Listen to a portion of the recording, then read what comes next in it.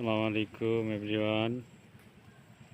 মাশাআল্লাহ, দেখতে পাচ্ছেন এখানে বৃষ্টির মধ্যে মানে মোটামুটি ভালোই পানি ছিল। পানি থাকার পাশাপাশি এখন পানি নেমে গেছে, গাছগুলো খুব তাজা হয়েছে। আজকে ওদেরকে নিয়ে আসছি, এখানে খাচ্ছে খুব মনোযোগ সহকারে।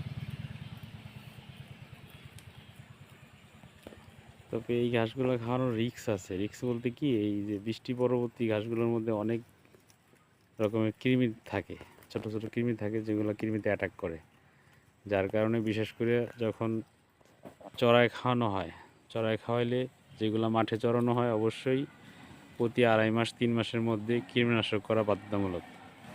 কারণ এগুলো চড়াই খাওয়ার কারণে মাঠে চড়ে বেড়ায় খায়, যার কারণে কৃমি মানে দ্রুত অ্যাটাক করে।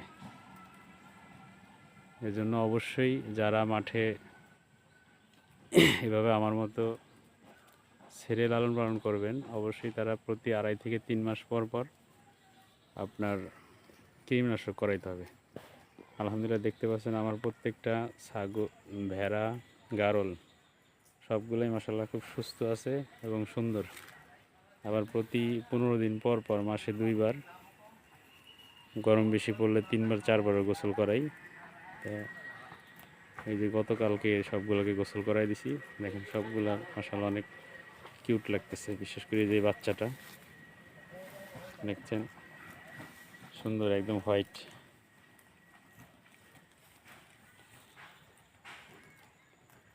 কারো যদি এরকম সুন্দর সুন্দর বাচ্চার প্রয়োজন হয়, তাহলে আমার সাথে যোগাযোগ করবেন। এখানে বিক্রির উপযোগী ভেড়া এবং গারল দুইটাই পাওয়া যায়।